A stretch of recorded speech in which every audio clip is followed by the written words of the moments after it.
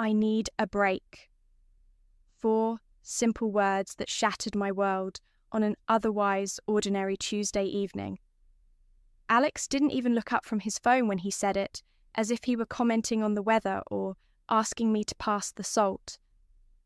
I'm Lorelei, and until that moment, I thought I was living the kind of life people envied.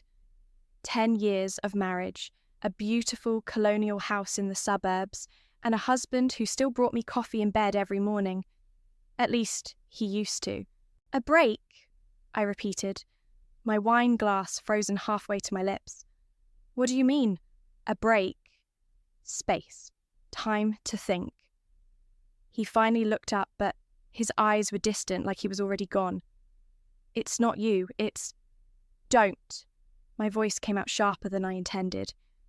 Don't you dare finish that sentence. He shrugged, and that casual gesture hurt more than any words could. I'll stay at the lake house for a while, clear my head. Within an hour, he'd packed a bag and left. I sat alone in our kitchen, staring at his half-empty coffee mug still warm. The silence felt like a physical presence, pressing against my skin. My sister Michaela showed up the next morning without calling first. "Oh, honey," she cooed, wrapping her arms around me.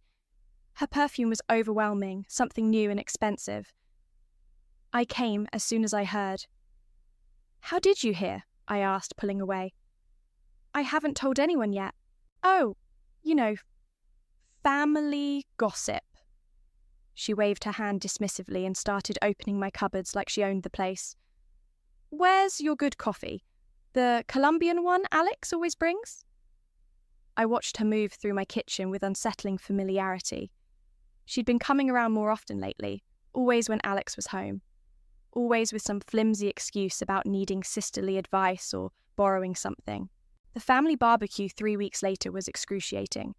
Alex showed up because my mother insisted. "We're all adults here, Lorelei." He stood by the grill with my father, laughing too loudly at jokes that weren't funny. Michaela fluttered around them both, touching Alex's arm when she spoke, her voice carrying across the yard. "He's just going through something," my mother said, appearing beside me with a plate of deviled eggs. "Men do that sometimes. Remember when your father bought that ridiculous motorcycle?" "Dad didn't move out," I replied, watching Michaela lean in close to whisper something in Alex's ear. He smiled, but wouldn't meet my eyes. That evening, after everyone left, I started cleaning up. Michaela had insisted on helping, but somehow managed to disappear when the actual work began. I gathered wine glasses from the patio table, counting them automatically. 7 people, 7 glasses. Except there were 8. The extra glass had a perfect coral-coloured lipstick print on its rim, the same shade Michaela always wore. But she'd arrived after we'd started drinking, bringing her own glass of wine from inside. This one had been here before she came. I held the glass up to the fading light, something cold and hard forming in my chest. The lipstick mark seemed to mock me, like a signature on a confession I wasn't meant to find. My phone buzzed, a text from Michaela.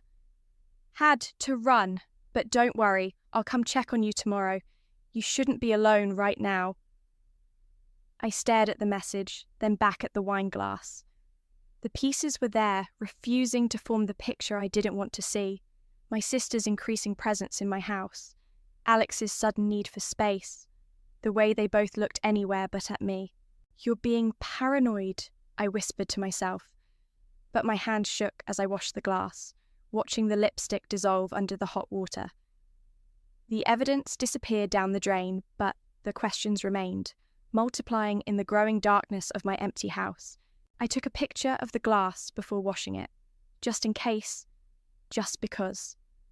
My finger hovered over Melina's number in my contacts.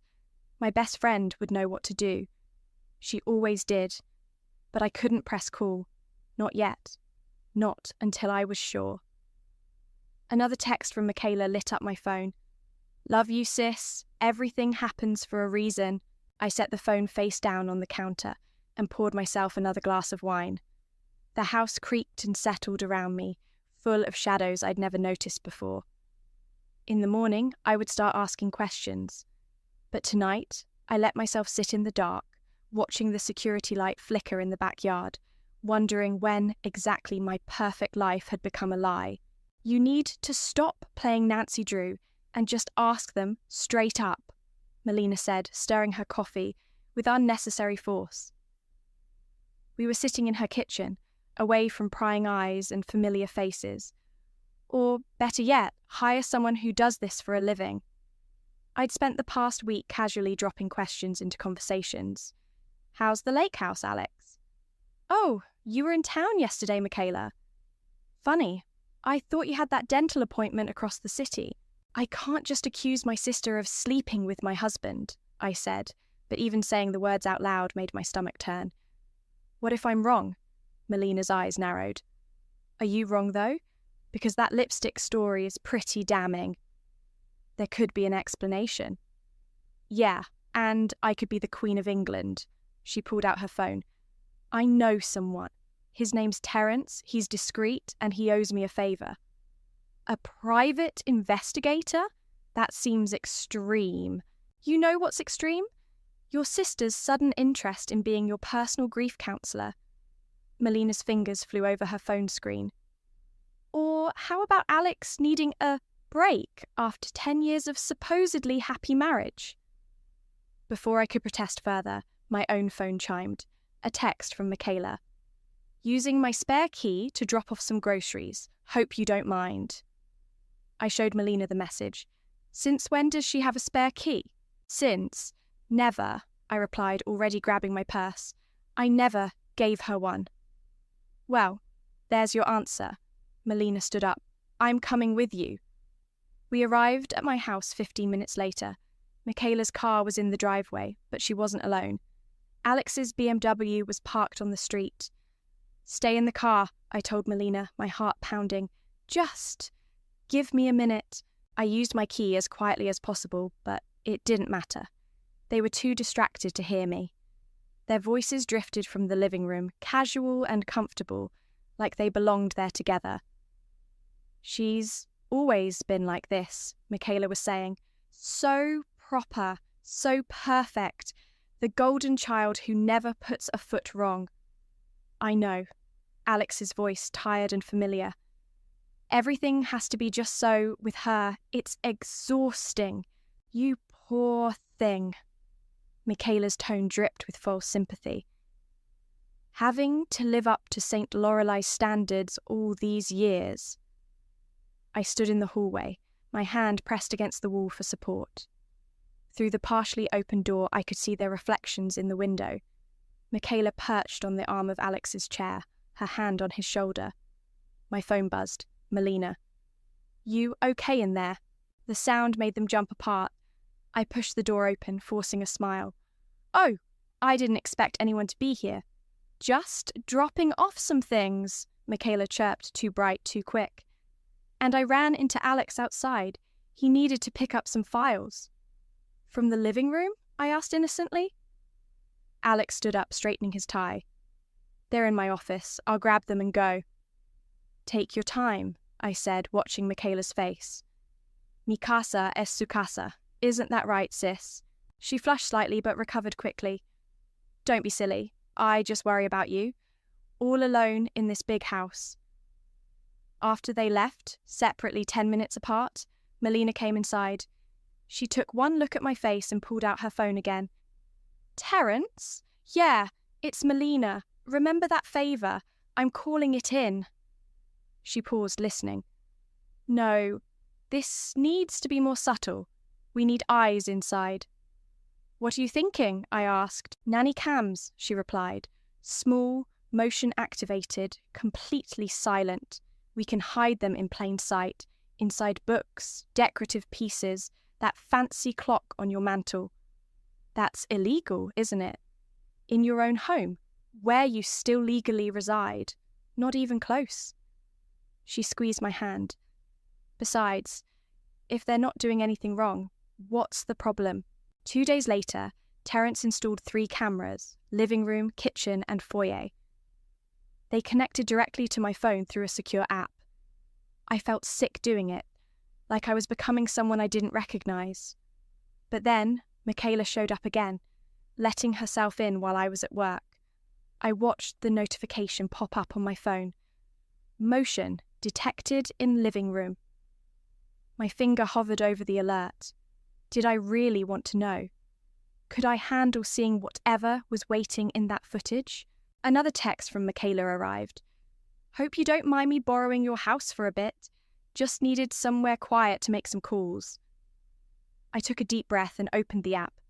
Sometimes the only way forward is through the fire. And I had a feeling things were about to get very, very hot. The first video was innocent enough. Michaela wandering around my living room, touching things, taking selfies on my couch. The second showed her and Alex having coffee, maintaining a respectable distance. But the third video changed everything. I sat in my parked car outside work, watching the footage on my phone. My hands were shaking so badly I had to restart it twice. She's always been so smug about everything. Michaela's voice came through clearly as she lounged on my couch. Our couch, her feet in Alex's lap. Perfect job, perfect house, perfect husband. Not so perfect anymore. Alex laughed, running his hand up her leg. God, it's nice not having to pretend anymore. How long do you think until she figures it out? Lorelei? He snorted. She sees what she wants to see. Always, he's a has. I pressed pause, my stomach churning. Melina's voice came through my car's Bluetooth. Keep watching. It gets worse. I hit play again. The scene continued, their casual cruelty cutting deeper than any knife. We could just tell her, Michaela suggested, sitting up to kiss Alex's neck. Rip off the Band-Aid. No, Alex's voice turned serious. We need to be smart about this. The prenup has an infidelity clause. If she finds out about us, I lose everything. So what's the plan? Things would be easier if she just wasn't around anymore. My blood ran cold. Michaela sat up straighter, her eyes gleaming. What do you mean? Accidents happen all the time, Alex said, his tone casual, like he was discussing weekend plans. Brake lines fail. People slip in the shower, take too many sleeping pills. Michaela giggled. Actually giggled. You're terrible. I'm practical. Think about it. Grieving widower finds comfort in his sister-in-law. Nobody would question it after a respectable amount of time. Plus, Michaela added, I'd inherit her share of Dad's company.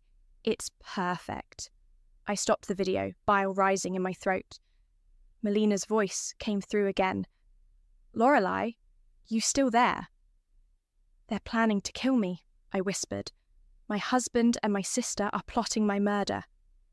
We need to go to the police. With what? A video of them hypothetically discussing my death? They'll say they were joking. Then we wait, Melina said firmly. We gather more evidence. Every conversation, every meeting, every phone call. Terence can help with the technical stuff. I started the car, my mind racing. I need copies of everything, multiple copies in different locations. Already on it. Come to my place. We need to plan this carefully. At Melina's house, we watched more footage. Hours of it. Alex and Michaela getting bolder, more comfortable in their betrayal. Phone calls to unknown numbers about taking care of the problem. Discussions about which of my belongings they'd keep, which they'd donate for the grieving widower narrative. Look at this, Melina pointed to her laptop screen. Michaela's been researching untraceable poisons, and Alex made 3 calls to someone listed as mechanic last week. My phone buzzed. A text from Michaela. Family dinner tomorrow night? Mum's worried about you. Says you've been distant. Another buzz. Alex. We should talk about making the separation permanent. It's only fair to both of us. They're getting impatient, I said, showing Melina the messages. Good. Let them squirm.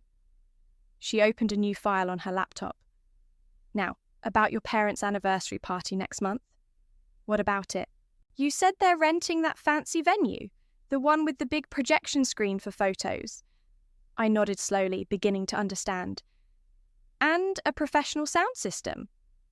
Perfect. Melina's smile was sharp, because I think it's time everyone saw exactly who your sister and husband really are. I stared at the frozen video frame on her laptop. Alex and Michaela caught in their conspiracy, unaware they were writing their own downfall. My hands had stopped shaking. The sick feeling in my stomach had been replaced by something harder, colder. Send me everything, I said, pulling out my own laptop. Every video, every screenshot, every recorded call. I want to put together something special for the party. What are you thinking? I thought about Alex's casual cruelty, Michaela's gleeful betrayal, their shared contempt for my life, the life they planned to end. I'm thinking it's time for a family reunion they'll never forget. I started typing, my fingers steady on the keys, and I want them to see it coming just a little, just enough to make them sweat. I picked up my phone and typed 2 replies. To Michaela, family dinner sounds perfect. I have so much to share. To Alex, you're right. Let's make it permanent. But first, we should celebrate Mom and Dad's anniversary. One last family gathering before everything changes. Are you sure about this? Melina asked. I looked at her, feeling calmer than I had in weeks. They wanted to write my ending. Instead, I'm going to write theirs. The key is to act normal, Terence said, spreading photos across Melina's dining room table. Let them think they're in control. The photos showed Alex meeting with someone in a parking garage, then Michaela at a cafe with the same man the next day. The man's face was obscured in both shots, but his leather jacket was distinctive. Your mechanic friend, I presume? I asked, picking up one of the photos. Good news is he's actually an undercover cop, Terence grinned. Bad news for them, they just tried to hire him to tamper with your car. Melina whistled low. That's attempted murder. It would be, if we had it on record. Terence's face darkened. Unfortunately, they were careful. Spoke in hypotheticals, used code words, nothing concrete enough for an arrest. My phone buzzed. Another text from Michaela. Missing you at yoga class. Remember how we used to go together? We should start again. I showed it to Melina, who rolled her eyes. She's never done yoga in her life. She wants to establish a routine, Terence explained. Create witnesses who'll say you spent time together regularly. It builds her grieving sister narrative. I typed back, that sounds lovely. Maybe next week? You're getting good at this, Melina observed. I learned from the best. I gestured to the photos. They taught me how to lie. The next few weeks were a masterclass in deception. I smiled through family dinners, laughed at Michaela's jokes, nodded sympathetically when Alex talked about finding himself. All while the cameras kept recording, catching every whispered conversation, every secret meeting. Your brake lines look good, my regular mechanic told me during a routine check. But someone's been tampering with your car. See these scratch marks? I took pictures, added them to the growing file. That evening, Alex called. I heard you had car trouble, he said, concern dripping from every word. You should have called me. Oh, it was nothing, I replied cheerfully. Just being extra careful these days. You know how accidents can happen. The silence on his end was satisfying. A new video notification popped up on my phone that night. Michaela was alone in my house again, pacing and talking on her phone. It's taking too long, she hissed to someone. We need to speed things up. No, I don't care how much it costs. Just make it look natural, okay? Like we discussed. I forwarded the clip to Terence, who called back immediately. We need to move up the timeline. They're getting desperate. The anniversary party is in 3 days, I said. Can we wait that long? I'll have people watching your house. And don't eat or drink anything they give you. That night, Michaela brought over dinner. Just like old times. I waited until she left, then threw it away. In the garbage, under the takeout containers, I found an empty pill bottle. The label had been scratched off. Got it, Terence said when I sent him a picture. That's evidence we can use. The next day, Alex and Michaela announced their engagement to the family. My mother called, crying. I don't understand, she sobbed. How could they do this to you? Don't worry, Mum, I said, watching my latest video upload complete. Everything will make sense at the party. Melina came over to help me prepare. We checked the video compilation one last time. Every damning conversation, every secret meeting, every calculated plan to end my life, all perfectly edited into a 10-minute presentation. The venue confirmed the technical setup, she said, and I've got backup copies just in case. They'll try to stop it, I said. Let them try. She squeezed my hand. The police will be there too, remember? Just waiting for the right moment. My phone lit up with a selfie from Michaela, her and Alex beaming at the camera. The caption read, "Can't wait to celebrate with the whole family. He seems so much happier now." You'll be okay, sis. Everything happens for a reason. I showed it to Melina, who snorted. She's right about one thing. Everything does happen for a reason. I looked at my reflection in the window. Calm, composed, alive. In 3 days, they would learn exactly what that reason was. You know what's funny? I said, picking up the latest surveillance photo. They thought I was the weak one, the predictable one, the one who would just fade away quietly. Their mistake, Melina replied. No, I smiled, watching the sunset outside. Their tragedy. I sent one last text to Michaela. You're right. Everything does happen for a reason, and I can't wait to share that reason with everyone at the party. Let them sweat, I thought. Let them wonder. In 3 days, they would learn that sometimes the quiet ones are the most dangerous. And I had learned to be very, very quiet. The Grand Plaza Ballroom sparkled with anniversary decorations, 40 years of marriage celebrated in gold and white. I arrived early, watching the technical crew test the sound system and projection screen. Everything's set up exactly as you requested, the lead technician said, handing me a remote. The file is loaded and ready. Just press this button when you want it to play. I slipped the remote into my clutch bag just as Michaela burst in, wearing a dress that was definitely not appropriate for our parents' anniversary. Lorelei, you're here so early, she air-kissed my cheek. I love that dress, very mature. Thanks, I smiled. I thought about wearing something shorter, but I didn't want to look like I was trying too hard. Her smile flickered for a second. Behind her, Alex walked in, immediately checking his phone like he always did when he was nervous. The happy couple, I said brightly. Have you told Mom and Dad your big news yet?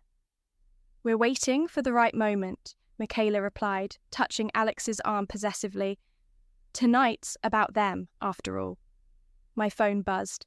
Melina. In position. Backup copy secure. Police on standby. Who's that? Michaela asked, trying to peek at my screen. Are you dating already? That seems fast.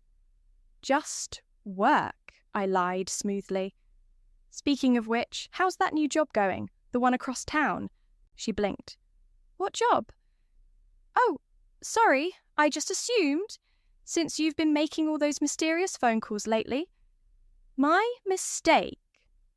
Alex's head snapped up from his phone. Michaela, can you help me with something outside? I watched them hurry out, their whispered argument carrying back through the door. What does she know? Nothing. She's fishing. Guests started arriving. My mother fussed with the photo displays while my father greeted everyone with his usual warm handshakes. Maxwell, Alex's father, arrived looking stern in his best suit. "Lorelei," he said, kissing my cheek. "You're looking well, all things considered." "Thank you, Maxwell. How's the family business?" "Thriving, though Alex seems distracted lately. You wouldn't know anything about that, would you?" I smiled mysteriously. "I'm sure all will become clear soon enough." The ballroom filled quickly. Melina positioned herself near the audio controls, catching my eye with a subtle nod. Terence texted that the police were in position outside, waiting for my signal. "Could I have everyone's attention?" Michaela's voice rang out through the microphone. "Alex and I have an announcement." My mother's face went pale as they stood together at the front of the room. Alex couldn't quite meet anyone's eyes as Michaela proudly displayed her left hand.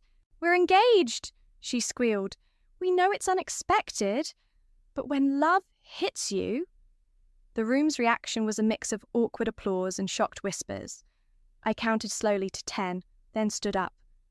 "Actually," I said, my voice carrying clearly across the suddenly silent room, "I have an announcement too." "Lorelei," Alex warned, but I was already walking to the front. "This is inappropriate," Michaela hissed as I passed her. "It's Mom and Dad's night." "Oh, I think they'll want to hear this." I faced the crowd, feeling eerily calm. "It's actually a funny story about love, betrayal, and attempted murder." Alex lunged for my clutch bag, but I was faster. The remote was already in my hand. "Don't," he whispered. "Please." "Please what?" I asked loudly. "Please, don't show everyone who you really are. Please, don't reveal how you and my sister planned to kill me." Gasps echoed through the room. Maxwell stood up, his face thunderous. My mother grabbed my father's arm for support. "She's clearly unstable," Michaela announced, forcing a laugh. "Alex left her and now she's making up crazy stories." "Crazy stories?" I held up the remote. "Like the ones you told about brake lines and sleeping pills, the mysterious mechanic you hired, the poisoned dinner you brought over." Alex's face went white. Michaela's fake laugh died in her throat. "You're bluffing," she said, but her voice shook. "Am I?" I turned to the crowd. Would anyone like to see what a loving sister and devoted husband look like when they think no one's watching? "Lorelei," my mother pleaded, "don't do this." "I'm sorry, Mom," I said softly, "but some things need to be seen in the light." Alex made one last grab for the remote. I stepped back, my finger hovering over the play button. "You know what you both taught me?" I asked them quietly. "That sometimes the people closest to you are the ones you should trust the least. Want to show everyone what I learned?" The room held its breath. Michaela's mascara was starting to run. Alex's hands were shaking. I pressed play. The video started playing, and the room fell silent except for the crystal-clear audio from my hidden cameras. On screen, Alex and Michaela lounged on my couch, planning my death like they were planning a vacation. "Just make it look natural," Alex's voice echoed through the speakers. "Like an accident," Michaela's giggle followed. "Poor, clumsy Lorelei, always so trusting." Someone gasped. Probably my mother. I didn't turn to look. My eyes were fixed on Alex and Michaela's faces as they watched their own betrayal unfold on the massive screen. "Turn it off," Alex demanded, stepping towards the projection booth. Melina's voice cut through the chaos. "Stay right there, or the next clip shows your meeting with the mechanic." The video continued. Scene after scene of their secret meetings, their cruel laughter, their casual discussion of my death. The empty pill bottle, the scratched brake lines, the phone calls to their hired help. "She's editing these!" Michaela screamed, her mascara running down her face. "This isn't real." "Really?" I pulled out my phone. "Should we call the mechanic you hired?" Oh, wait, he's already here. A man in a leather jacket stood up from the back of the room. Detective Roberts, Major Crimes Unit. We've been watching you both for weeks. Maxwell walked slowly to the front of the room, his face carved from stone. He stopped in front of Alex, who seemed to shrink under his father's gaze. My son, Maxwell said quietly, the would-be murderer. Your mother would be ashamed. Dad, I can explain. Explain what? Maxwell's voice rose. How you conspired to kill your wife, how you seduced her sister, how you've destroyed this family. My father finally found his voice. Michaela, how could you? Daddy, please, Michaela sobbed, reaching for him. He stepped back, his face ashen. She always got everything. The company, the perfect marriage, your love. Love? My mother's voice cracked like a whip. You think this is about love? You plotted to murder your sister. The video reached the final clip. Michaela alone in my house, on the phone with their hired killer. Just get it done, she hissed in the recording. I don't care how, just make her disappear. Detective Roberts moved forward, another officer appearing beside him. Alexander Turner, Michaela Harris, you're under arrest for conspiracy to commit murder. You can't prove anything, Michaela shrieked as the officer approached with handcuffs. It's her word against ours. Actually, Terence stepped forward, holding up a file. We have signed statements from your mechanic, phone records, bank transfers, and surveillance footage from multiple locations. Would you like to revise that statement? Alex's shoulders slumped in defeat. I want a lawyer. Of course you do, I said softly. But first, there's one more thing. I nodded to Melina, who pressed another button. The screen filled with images of bank statements, text messages, and emails. See, while you were planning my death, I was following the money. Interesting things happen when you dig deep enough, like discovering that Alex has been embezzling from his father's company, and Michaela's been helping him hide it. Maxwell's roar of rage echoed through the ballroom. How much? 7 figures, I replied. All carefully hidden in offshore accounts. I've already sent the documentation to your board of directors. The handcuffs clicked around Alex's wrists. Michaela fought against her restraints, mascara and tears streaming down her face. You ruined everything, she screamed at me. You couldn't just die quietly, could you? No, I answered calmly. I couldn't. As the police led them away, the room erupted in chaos. My mother fainted, caught by my father before she hit the floor. Maxwell was already on his phone, barking orders about freezing accounts and calling emergency board meetings. Melina appeared at my side, squeezing my hand. You okay?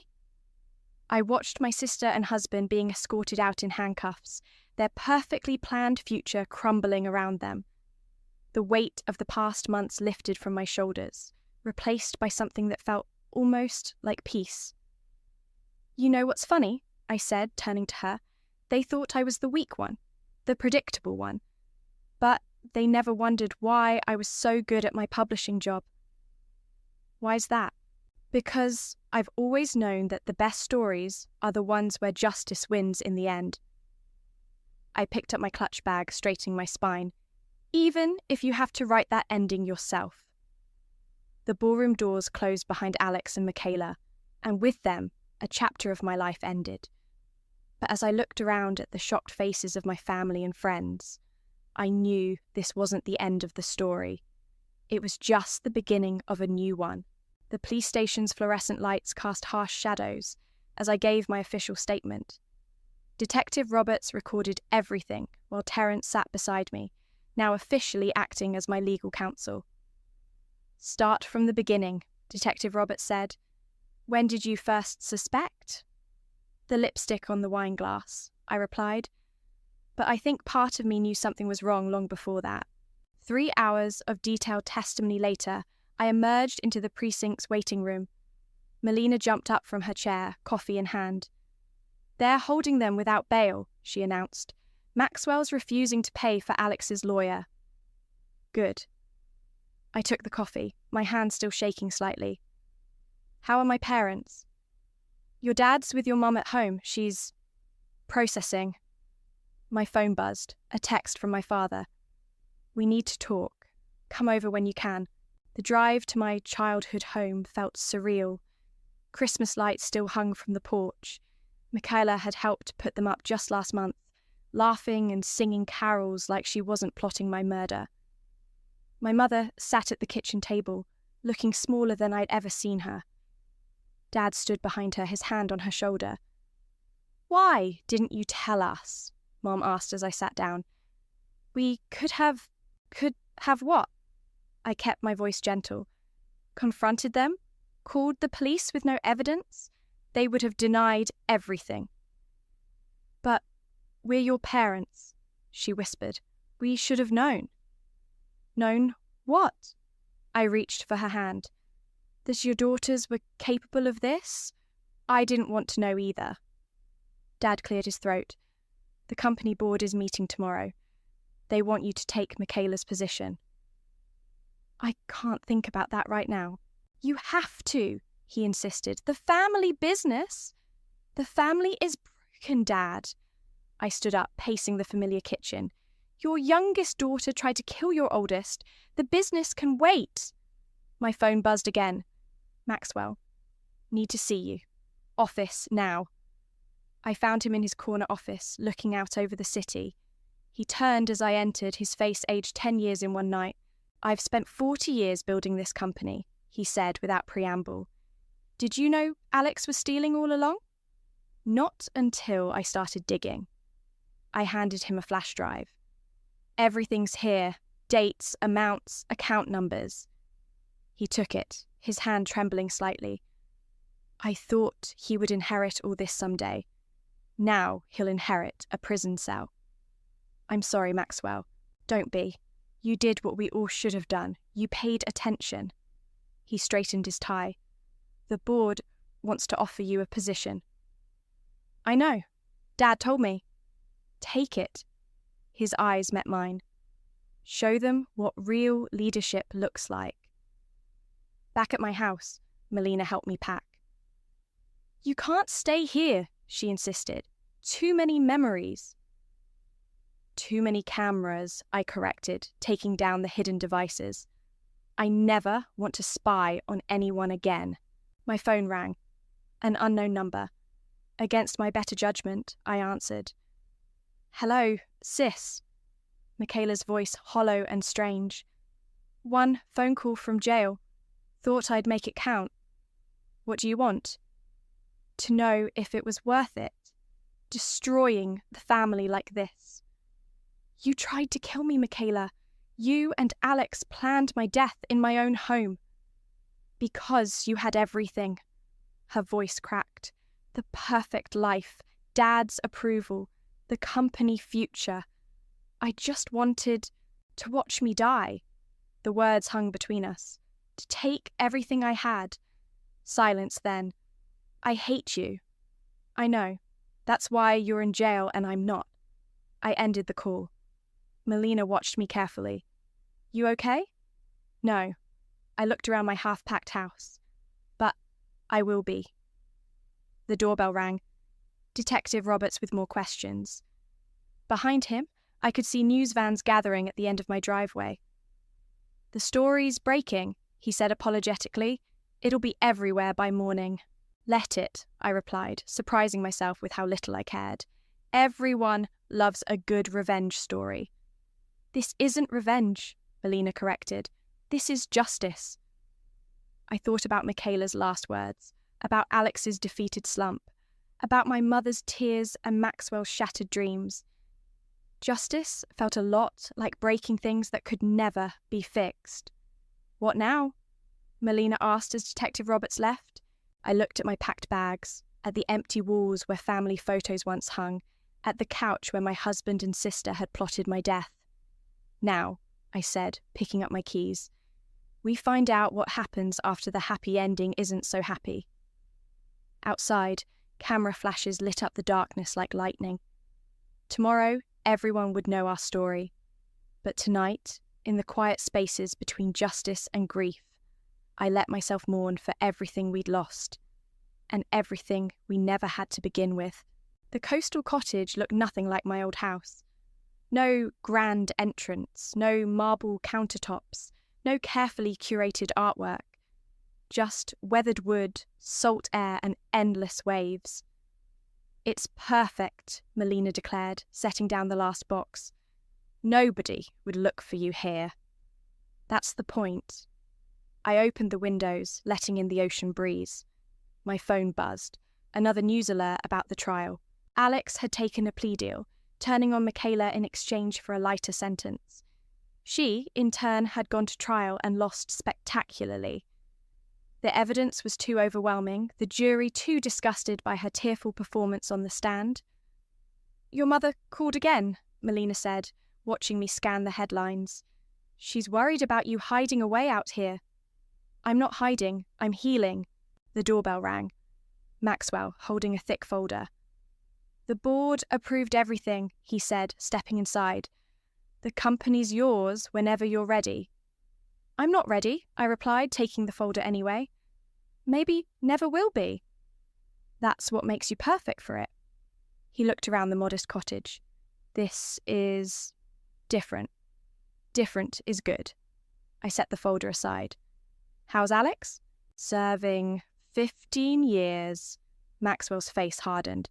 He wrote me a letter, tried to explain himself, as if there could be any explanation for... He stopped, composing himself. "Well, some bridges stay burned." My phone buzzed again. "Detective Roberts, Michaela requesting another meeting, your call." I typed back, "No more meetings, no more words."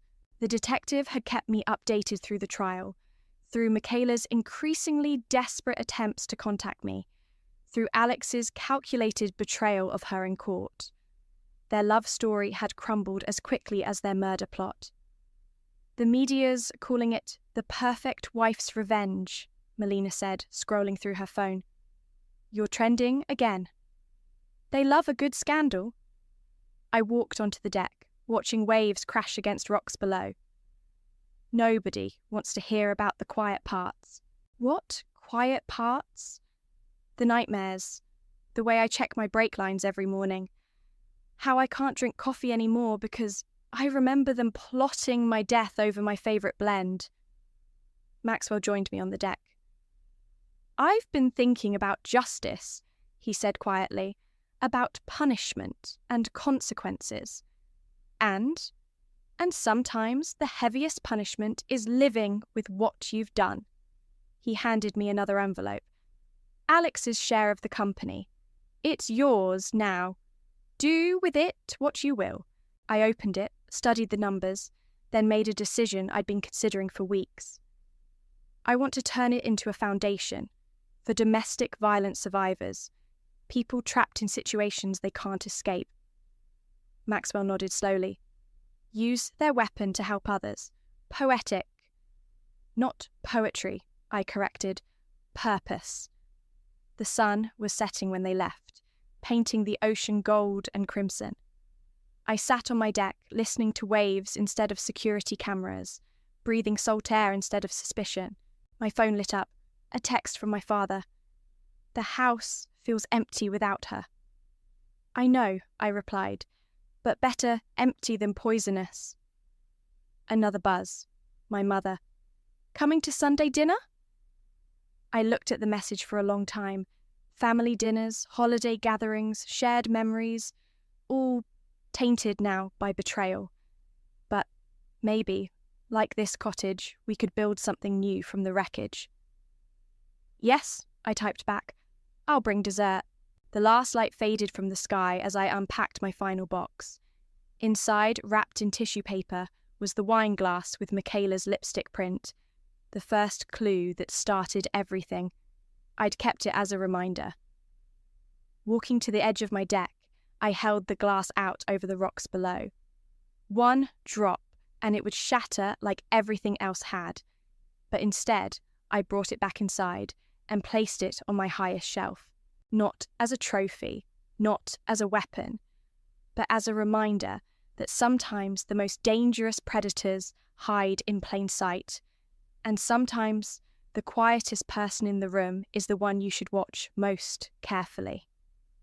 My phone buzzed one last time. Melina. You sure you're okay out there alone?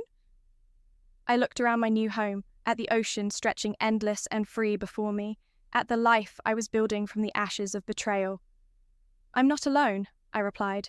I'm at peace, and for the first time since Alex asked for a break, since Michaela's lipstick marked my wine glass, since I discovered my husband and sister plotting my death, I truly was. Some people might call it running away. I called it running towards something better, something stronger, something true, and this time I was writing my own story,